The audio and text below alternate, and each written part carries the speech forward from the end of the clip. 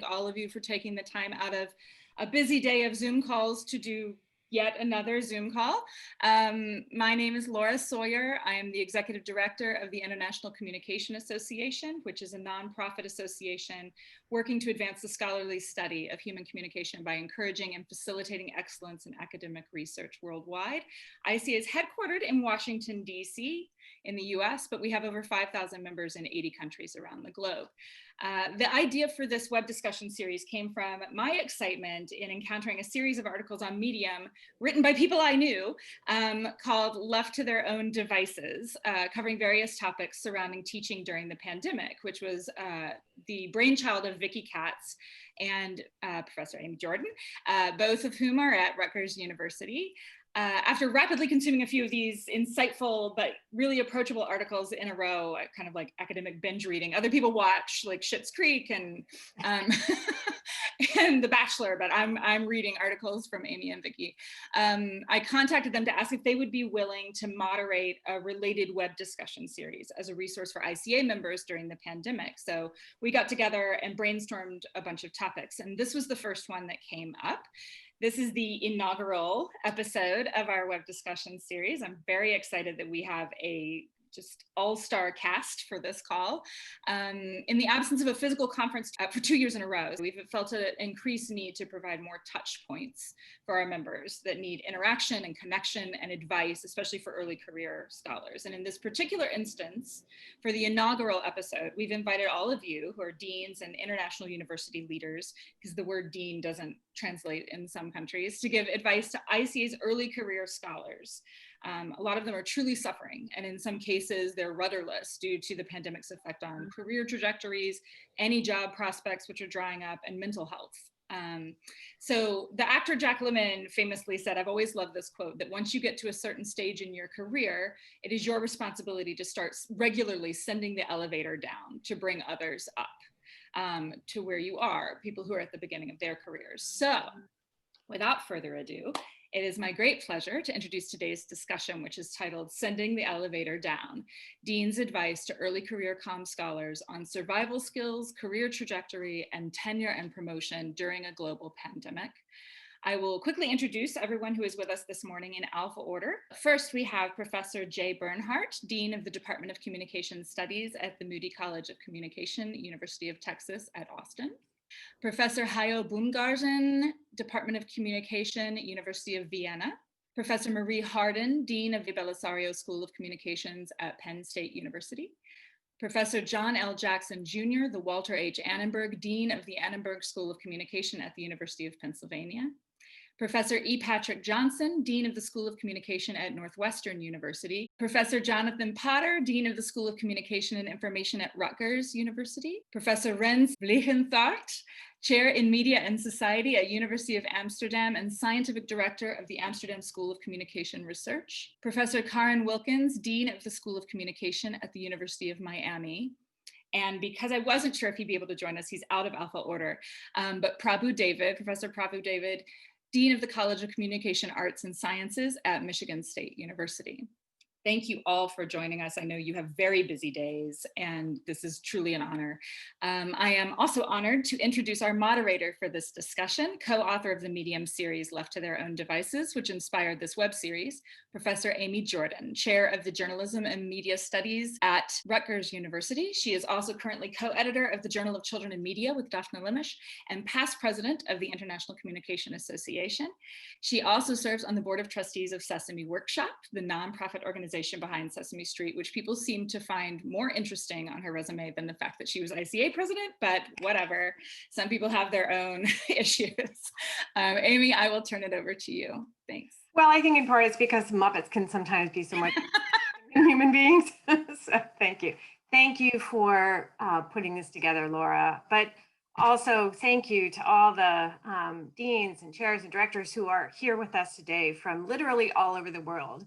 Scheduling this was a real challenge, but it also suggests to me that as busy as you are also prioritizing the needs of the early career scholars who are in your orbits. And that, I think, just speaks volumes about who you are as human beings and the kinds of things you care about. So thank you for taking this time. I know that as we've gone through the past 7, 8, 9 months, we've, as a scholarly community, faced a lot. We faced a pandemic, we faced threats to democracy, we faced economic crises. You know, the list goes on and on. And I'm imagining that in your positions, you're also you're feeling it sort of left and right. So from your administrations, you're hearing tighten up your budgets, make sure that your students are happy, ensure that your faculty are continuing to progress along their trajectories. But I'm sure you're also hearing a lot from early career scholars that have significant worries about their their PhD programs. So when we talk at ICA about early career scholars, we're not just talking about people who are trying to get tenure. We're also talking about PhD students who are trying to launch themselves into fields. And so, what I was hoping to do with this conversation is to be able to surface some of these concerns, knowing that we can't solve them and that any one institution can't necessarily solve them. But as leaders of your institutions, you can help us identify what the needs are, but also maybe point to some potential solutions, not solutions that are necessarily on your shoulders alone, but solutions that we as a field could try to advance, or that solutions that we may want to bring to our respective universities to try to be agents of change, be agents of support during these difficult times. So I'd like to open it up to you all to hear about what are the conversations that you're having with your PhD students, with your early career scholars. What are the things that you are prioritizing to try to address within your schools or within your universities? And I'll open it up and jump in. I'll go ahead and jump in. There are two different groups that we're talking about here. One is early career scholars who may be in tenure track positions already. And I think with this group, I'm encouraging them to clarify expectations around, not only around productivity in terms of type of venue, but also expectations around service and expectations around graduate student supervision. So clarifying expectations is important, but I'm also encouraging them to talk to more than one person. And then the third piece there is to document unintended consequences, because this is an unusual time. And I think that if we can extend policies in terms of time clocks with documentation and review, I think that's an important part of that, but that documentation piece is important. But you also talked about PhD students. And here's one where Jay Bernhardt has started a group with a conversation about PhD students. And one of the things I think we need to take seriously is encouraging not only the traditional academic career path, but I think for our field, we need to be open to non-academic positions as well. So I think that's part of advice for PhD students that we might want to consider. I'll jump in. Thank you, Karin, and I agree with everything you shared. I'm at the University of Texas at Austin and Moody College, where we're still hiring. So there still are open positions this year, and I've seen ads from other schools. So it isn't as bleak as things are, and they're pretty bleak. It's still not a complete shutdown in the sense of opportunities. Although I think I will share that we posted one job in interpersonal and had nearly 150 applicants. And so the demand we know right now is enormous, in part because there are fewer options than usual. But that being said, I think thinking big picture, what's really important is that COVID and all of the other simultaneous crises we're facing are not affecting everybody equally. And I think that's true for doctoral students, that's true for junior faculty, postdocs, people on the job market. And for some, the research has in essence completely stopped. Some have enormous disruptions at home with childcare issues, people who are ill, people who've lost jobs, and there are a small number for whom this is great and they're writing and more productive than they've ever been. There may be some gender bias in that. There may be some other biases. You know, the type of research people do, the methodologies they use. But I think what's really important to remember as a dean, but just in general in our fields, is that the effects and the consequences are extremely differential, and understanding those differences and accounting for those and planning for those, whether they're around hiring or around additional years of pre-doc support, for example, or extending postdocs a year, or giving people more time on their tenure clock, or all of these adjustments. One size fits all is not going to address them. We're going to have to really target and customize how we support people during this time based on their experiences and how this is affecting them. Just adding on to a couple of points that you both raised that I thought were fantastic, that in some ways I try to stress the fact that the current pandemic really has exacerbated anxieties and inequities that predated it, right? And so there's a version of the story we're telling now that's just an enhanced manifestation of the kinds of concerns we had about a lopsided and maybe oversaturated market in the academy and beyond the academy long before 2020. And so part of what that's meant, I think, is trying to get students to recognize that the traditional on-ramps to the professoriate, right? You finish up your dissertation. While you're doing that, you're on the job market, you get a fantastic job at the place you want to be at. Long before 2020, that was no longer the most common route into the professoriate. So for instance, my advisor, even when I was finished up in grad school, said, what I want for you for a whole bunch of short-term and long-term reasons was to think about a multi-year postdoc. Think about it not as a kind of consolation prize, but as a way to give yourself a transition from the frying pan of graduate school to the fire of being a junior faculty person. You can get writing done, you can begin to recalibrate as a human being, you can breathe a little bit. And I think there's a version of what students have to recognize now is that most of their advisors were entering a very different market with different expectations. I know there was a time people would get phone calls that I know I don't get anymore from colleagues at other institutions saying, is this student going to be done this year, right? The idea being, if they're done, we can go after. Now, because there's so many postdocs already also on the market, junior faculty members who can easily look for another job online, those calls don't happen as often. So I think we have to kind of change our assumptions about what the job market requires, about the kind of more elongated pathway that is required of even our most spectacular graduate students to land the kind of jobs they want. And then I think ultimately, and I'll stop here, I do think there are serious decisions each student has to make about the kind of life they want to live.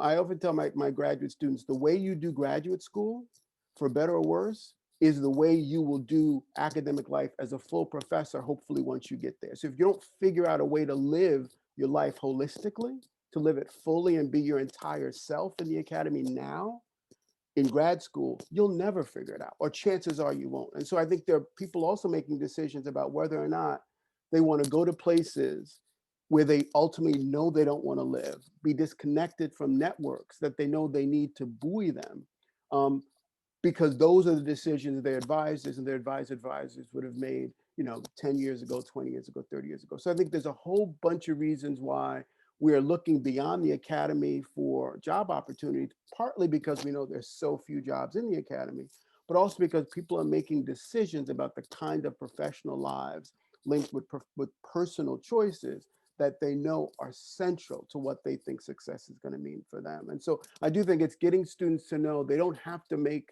decisions in the ways in which their committee made those decisions, as long as they have as much of the information in front of them, because they have to live with it.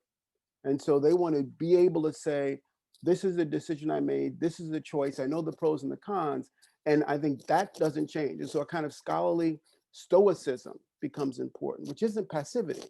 It's knowing what versions of the challenges you're facing are structural, right? Which doesn't mean they can't change, but it means you probably can't change them on your own. And what kind of agency you have with the choices at your disposal, the levers you can pull to make decisions that are right for you and for your family, for the people you care about. And I think to do that and have support from your advisor, from your committee in doing that goes a very long way.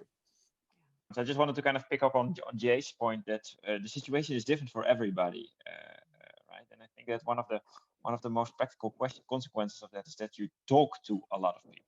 You just kind of want to get the stories out, because indeed each and every individual has a different story. So that's basically one of the things that I've been doing in the past month. I've been talking to a lot of people, basically ask them, what are you up to? And also take a little bit of time to kind of hear those things. So you can kind of try to arrange all kind of things in institutional terms and also in practical terms, and often you can, and I'm actually in the lucky position that very often I can extend a contract, or I can kind of lower expectations also in the more formal sense. But you also want to kind of make sure that that you do what those people need at that point. And what I also consider to be an additional asset there is that people also have the feeling that they are cared for, and that other people care about the precarious situation that they're in. So I think that's it's not solving all problems, but I do think it's the first necessary step to start. Jonathan, did you want to jump in? Yes, great points from John and Renz there, but I'd like to go back to some of the things that Corinne and Jay were saying, and particularly build on that in relation to career trajectories of our faculty, notably, I think most importantly with our pre-tenure and new appointments. I think it's really important that we hold in mind this issue of customization, in the sense that it is complex, the impact of the current situation. And of course that we're still in the middle of it, so we don't know how long it will go on, and there are still, it might be years. The complexity of that on individual trajectories is something that needs to be captured in some ways. I really like the emphasis on collecting data as we go along, evidence and records and so on. When in my previous role in the UK, when we did the research excellence framework, there was a kind of grid for managing the impact of various life events in relation to the expectations of the research excellence framework for being a kind of full, successful academic. So we factored in, and there was a fairly precise way of doing this: childcare, caring roles, illnesses, and so on. This, in some ways, it was not as fine-grained as you want, but it did try and be specific, because as we've noted, there are different people in very different circumstances who are being affected differently at the moment.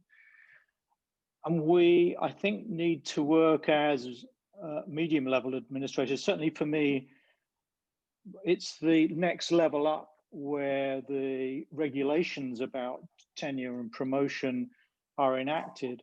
And we've already been able to modify those regulations with a lot of support from the provosts and from the executive vice president. We, I think, will need to carry on that discussion as we get more detail into this and think of other kinds of data to collect. And then we need to be able to communicate effectively with those newer faculty and pre-tenure faculty about precisely the implications of that. I just want to pick up as well the point about the non-academic or engagement work. I think we've made this very important rethink of the significance of social engagement and the significance of that for an academic trajectory. However, I don't think we've really drilled down into what's involved in that and how much that is related to one's role as a scholar and how much it's as a citizen and how much. So I think there's work to be done to help refine that. Again, it's to do with institutional regulations. We this year have got a new piece in our assessment for promotion and tenure, which has social engagement in it, which we like. but in my mind, it's quite opaque. And I think we as an institution can help refine what we mean by that. So I think these two areas are significant. So. Yeah, I love what you were saying about, about clarity with the faculty members and the graduate students in our units about how decisions are being made at the university. And, as you pointed out, some of those decisions are being made outside of our units and certainly impacting the folks in our units. And so ongoing conversations and clarity about those decisions. And then also, I'd love to hear what you all are thinking around clarity around the resources that you should provide and the resources you can provide, and how you're talking with your doctoral students and your new faculty about those sorts of things. Because I find that that's sort of the number one question on their minds, right? Is what's going to happen to the resources I'm depending on to be successful. So when you say resources, Marie, what are you talking about? Yeah, it could be something like startup funding, the funding that they were relying on to get big research projects done for our graduate students. It could be, they could have questions about what's going to happen if they're, depending on how long this pandemic goes on, on the number of years of funding they're going to get. And so those kinds of sticky questions, I'd love to hear how people are thinking about those. I think that's another reason to extend clocks, because some of us have financial restrictions about money that's been awarded that our faculty are not even allowed to spend right now. So that is a resource issue that's real. So Yeah. I can jump in here too. One of the things that has been really interesting for me is governing a school of communication that is unique in that it really is sort of like a smaller version of an arts and sciences school, in that we have the fine arts, theater, radio, television, film, some soft social science and communication studies, and then hard sciences, lab scientists in communication sciences and disorder. And the notion that one size fits all, actually, I'm an example of it, that it doesn't. One of the things that we've done concretely around a lot of the issues that you've all raised is, for graduate programs in particular, we've allowed a number of the MFA programs, for instance, to defer admission for a year and use that money to actually fund an additional year for the current students. This was particularly necessary for those MFA students who are in practice-based fields like directing, acting, because nothing is happening on stages. And it may not happen in the year of 2021 either. In terms of what we're doing for postdocs or students, graduate students who are whose research has come to a halt, who need to go to an archive, or who are doing ethnographic research, we've given 6-year and in some cases 7th-year funding as well to provide some relief. And I was also able to partner with my central administration to create a postdoc program that actually is one that is 2 years of a postdoc that automatically transition into a tenure track position. So it does the kind of work that John was talking about, where PhD students just finishing have a place to land and also get mentored into a culture that they'll ultimately be a tenure track faculty in. But it also is targeted toward diversity, equity, and inclusion, because we still have some work to do there. The other thing that you all have mentioned is issues of childcare, elder care, and the pressures that that's putting on particularly our junior faculty. One of the things that I'm trying to do to help in that area is encourage more collaborative teaching, more team teaching, so that if you need to take a day off to tend to childcare, you have a backup. And I think that this is something that institutions have not leaned into, team teaching, because they're bean counting and thinking, well, if you team teach, that means you only get half credit.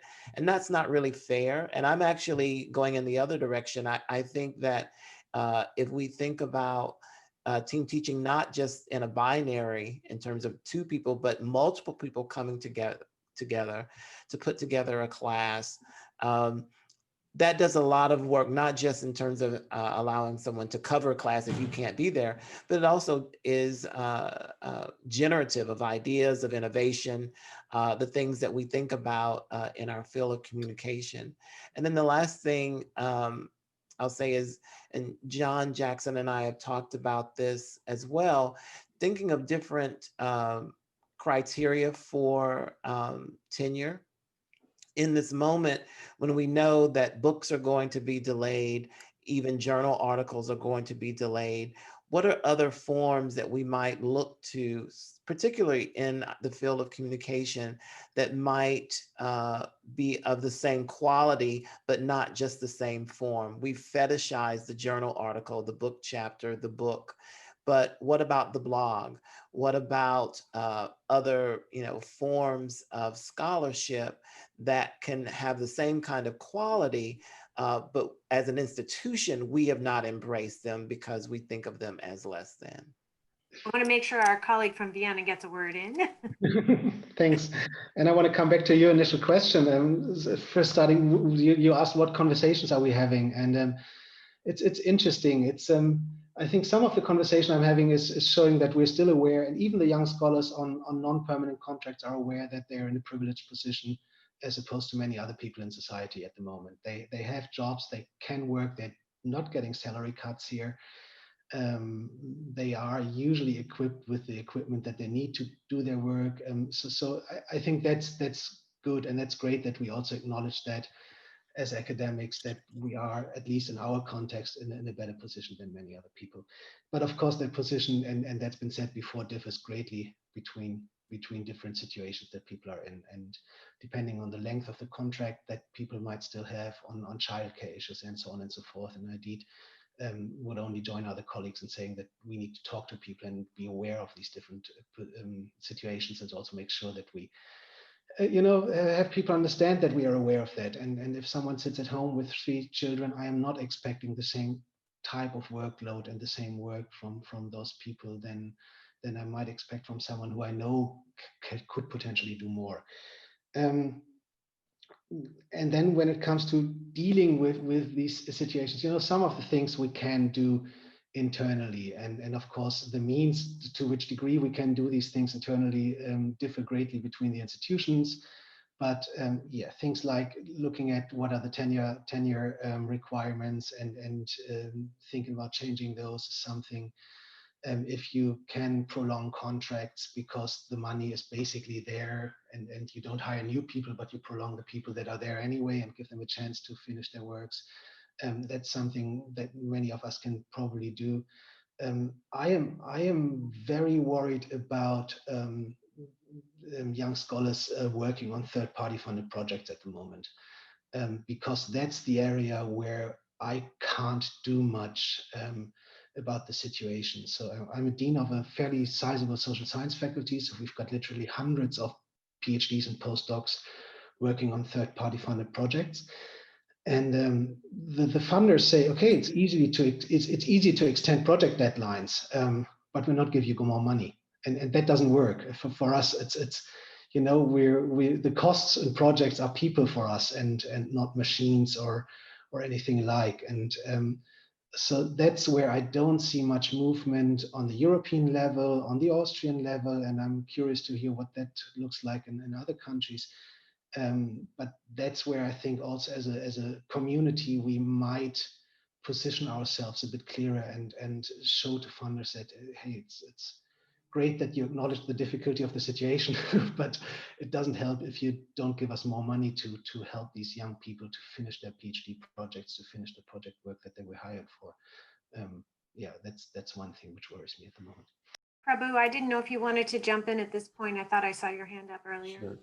Thanks, Amy. This is a wonderful discussion. One point that resonates is a cookie cutter solution doesn't work, and we need an individualized solution. And I'm going back to a question you raised at the very beginning. Collectively, as an organization, as a collective, what can we do? As faculty write their impact statements, one of the concerns is, okay, it's fine, maybe my department chair understands my predicament, but how are external reviewers and other committees going to look at it?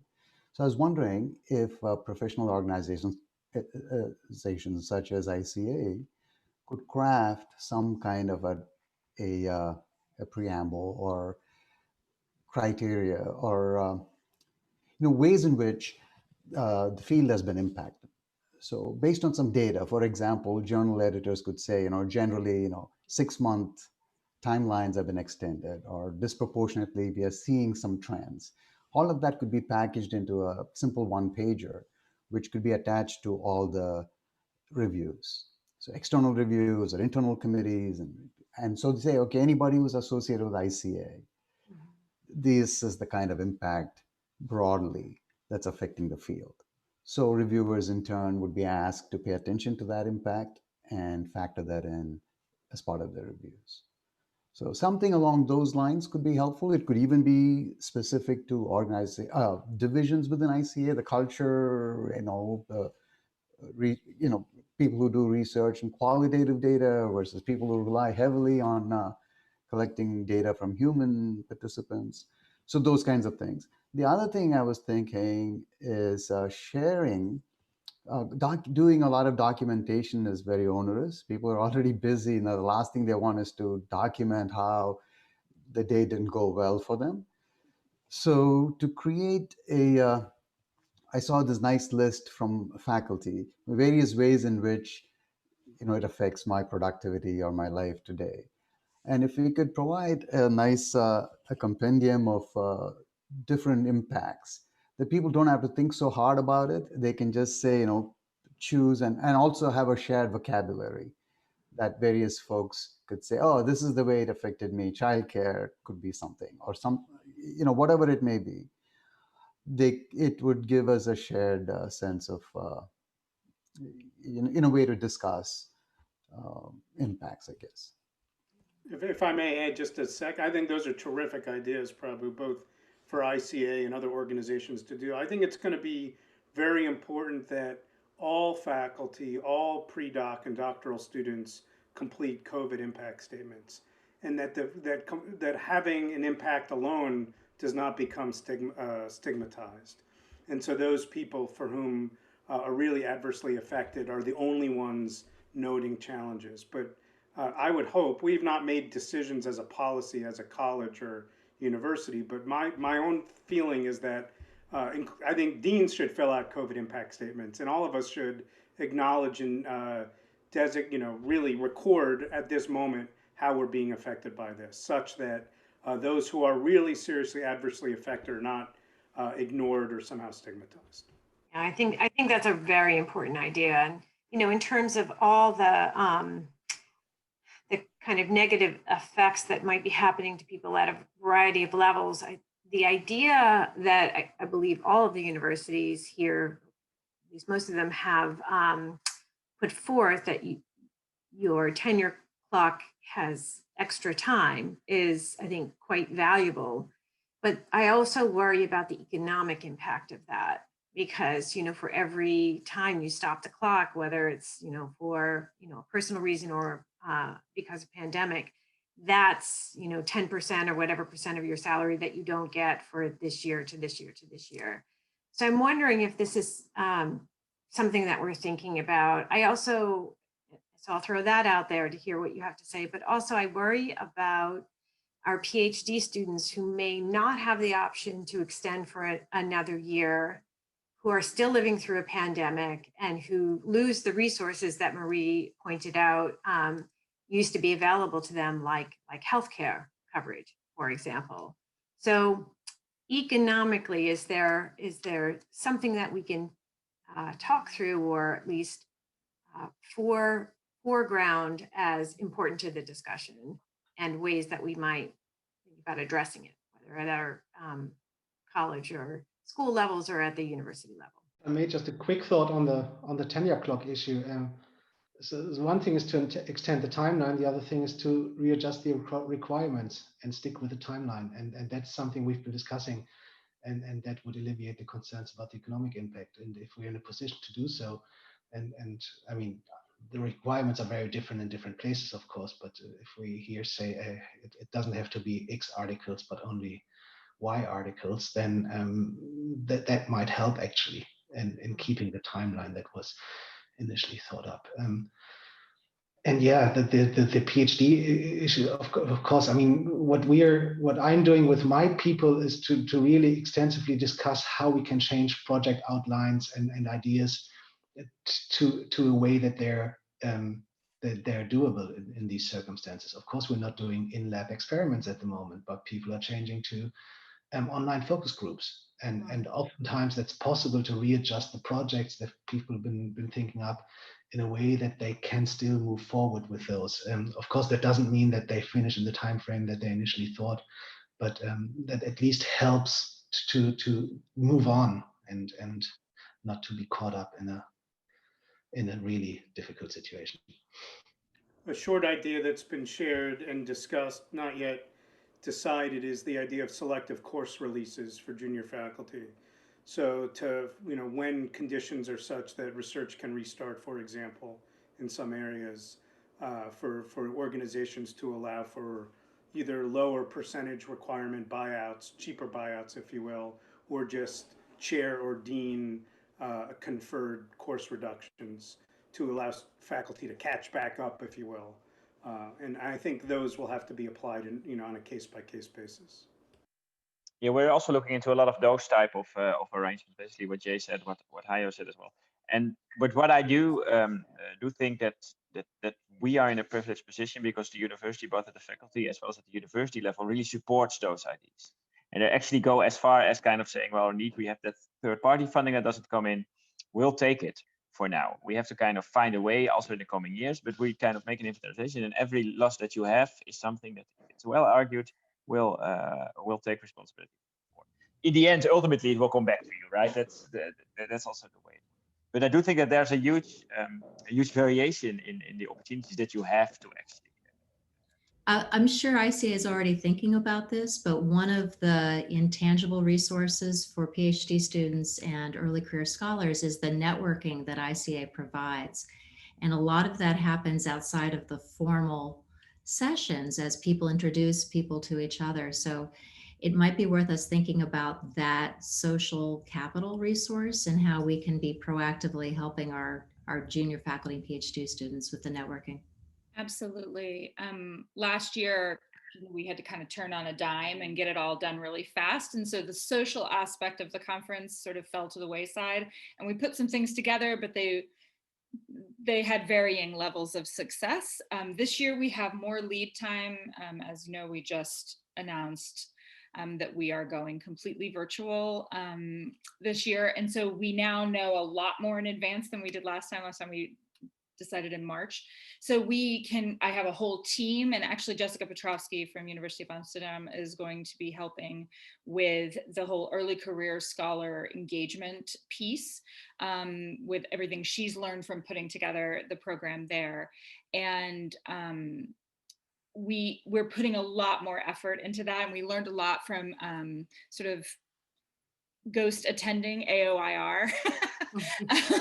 And so, we actually were in a position to advise a lot of other associations on what to do and what not to do, because we were one of the first to go virtual for 2020, just because of the way the calendar works out. And now we are also going, okay, let's see, now that other people are doing it, what are they doing well that we kind of failed at in various respects? And that social piece is a big part of it. So we need to be better about having a very clear delineation of what things are. We're talking about mentorship sessions and trying to recreate the ability, utilizing ICA fellows and having them sign up so that people can sign up to talk to them in very casual coffee type conversations, just like you would, like speed dating, kind of like you would at a reception, not like an interview where you're sitting down and you have an hour and you have to talk about your CV. So we're looking at all of those options. And we also are, in January, we will be launching a new interface with Higher Logic, which is an ICA, not social media, but sort of our own place where ICA members log in and they can have different discussions on different topics. Each division and interest group will have its own, and people can be like, oh, who's doing research on this? Does anyone have tips for this? And it can be this whole little world where people go to talk to other ICA members about things. And so we're trying to really branch out since we don't have that in-person conference to give people and provide ways for, especially these early career scholars who really need conferences to make those connections, get feedback on their work. We need to find ways to virtually recreate those as best we can. So yes, we are thinking about that pretty much every day. And of course you are. Yeah. Well, I think also, too, I think Karen and Marie and John mentioned different aspects of this.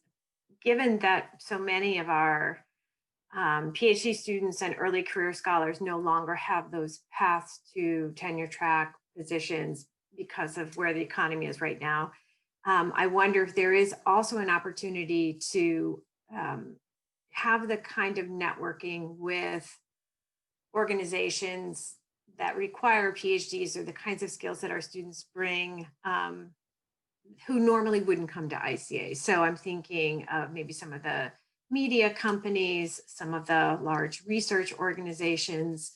And I think that could also be a very important outlet for thinking, what am I going to do with my life if that ideal job isn't open? And I think many of us have students who have gone and worked for Twitter or NORC or Facebook, or so we could brainstorm about that. Have a call like this.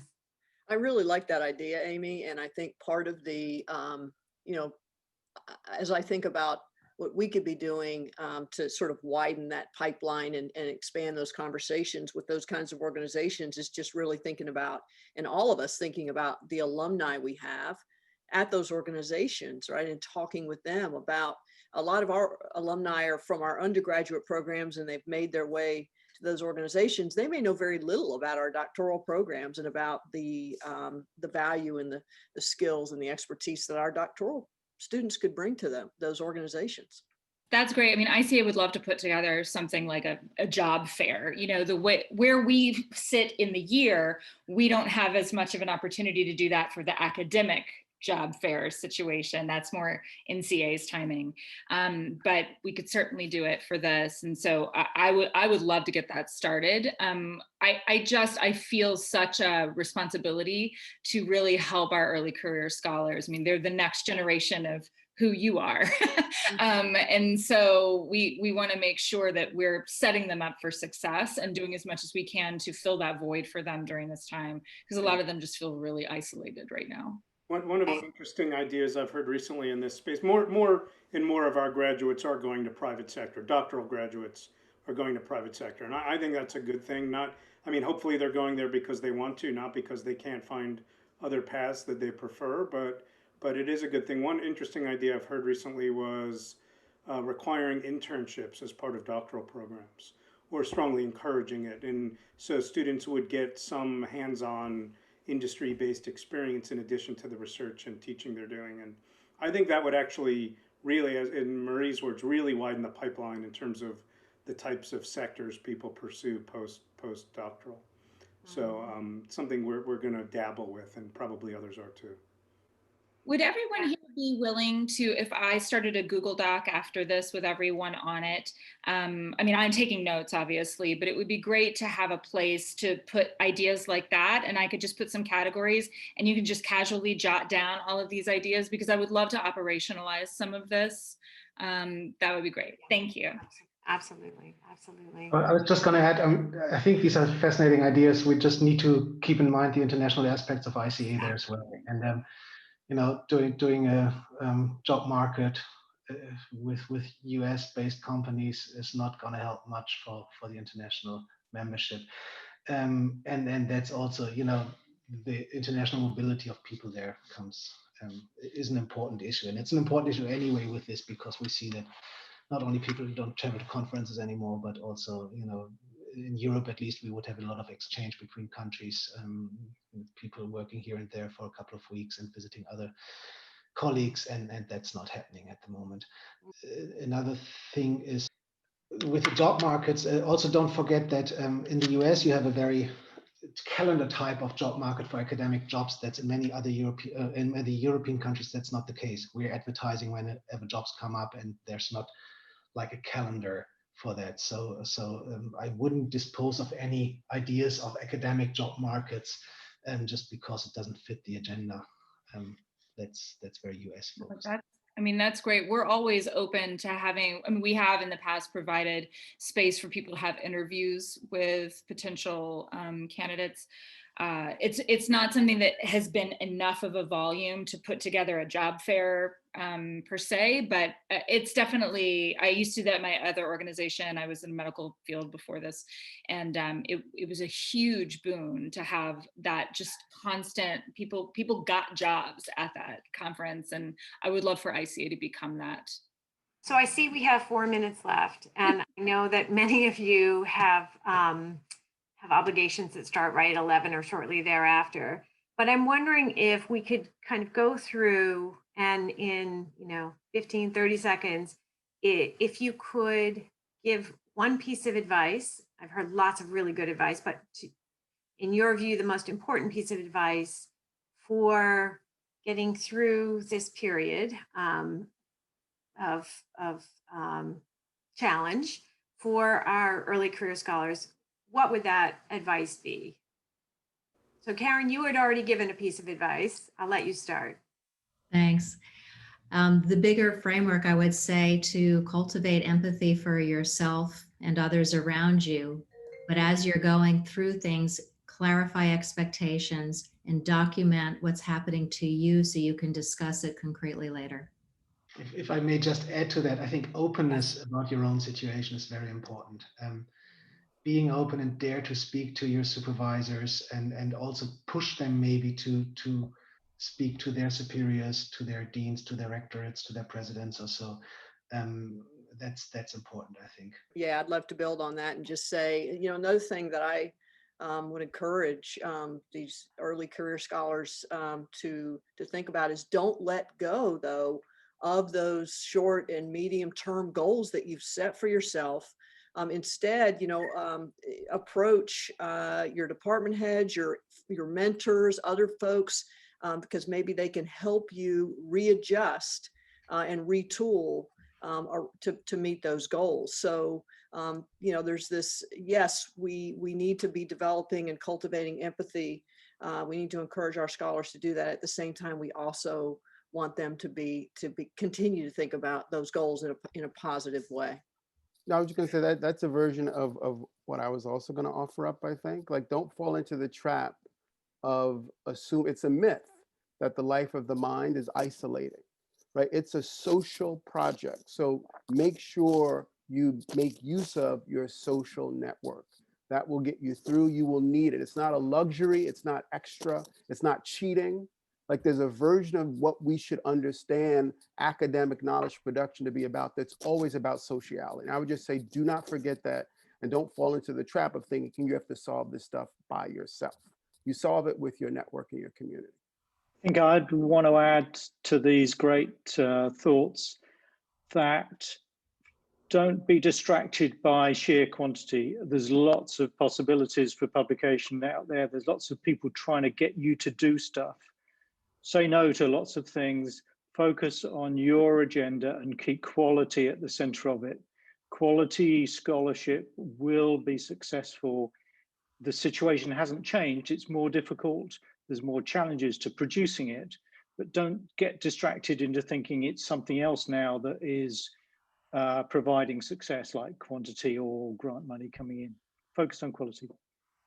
Well, maybe added to that, and that's also easier said than done, but be creative in the sense that I've heard the example of collaborative teaching. I also see that also a lot of my junior researchers actually start small projects together or with 3 or 4 people, more than they did before. And that's a way to kind of keep things going, even if you have very little time and very little resources.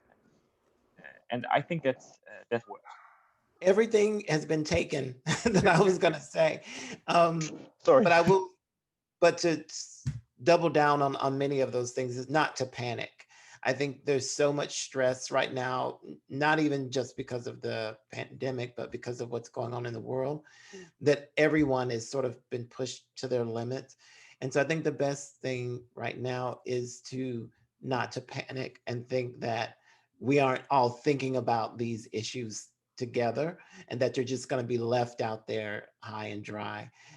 This panel being, the product of us thinking about these issues, so that people know that moving forward, we will have some safety nets in place for you, because this is not just one institution's problem. This is a global problem. So don't panic. And I would say all of that advice is fantastic. I would also say seize the moment. We're at an inflection point, a disruption point in history in all of our fields, but really in world humanity, and how we teach, how we do research, how we engage digitally. Everything is changing. It's never going to go back to the way it was. And so this is a moment for junior people especially to seize the moment and position yourself for not just relevance, but leadership in the post-COVID world. I want to make sure, Prabu, you get your 2 cents in. Sorry, everything was covered, Amy. I just say, don't try to do it alone. The social network is absolutely critical. So this has been a wonderful conversation. I want to thank ICA for giving us the platform to be able to share our thoughts. I know that this is a conversation that will continue. This is a video that's going to live on ICA's website, and the generosity of the scholars who have spent an hour with us here today will, I'm sure, continue. So if there are specific questions that you would like to have followed up, I'm sure that we're all willing to engage with them, think about them in whatever setting is provided. And as we bring this conversation to a close, I have to say that I'm quite humbled to be in a Zoom space with such careful thinkers, such deep thinkers, such compassionate thinkers, and such important leaders of our discipline. So thank you very much, and hopefully we'll all be together again, if not in 21, in 22 in Paris. Thank you so much, everyone. I really appreciate your time as well. I'll be sending something out after this to follow up on things, and perhaps even if after people have watched this, if we get follow-up questions, maybe we could do a revision and have more questions to this panel. Thank you very much for your time. Yeah. Thank you, Amy, for hosting so well, as always. I took a number of notes. I'm sure I saw some of you doing the same. There are some great action items, or you'll send around a Google Doc. We'll put them together. We'll figure out, what of these things can we take on collectively or individually. I'm really inspired by all the ideas that you shared. Absolutely. And I think it's so great that this isn't just a discussion. It's a way to spur actual things to happen, because we want to remain relevant and we want to help people. So thank you all so much. Really appreciate it. Have a great day. All right. Take care.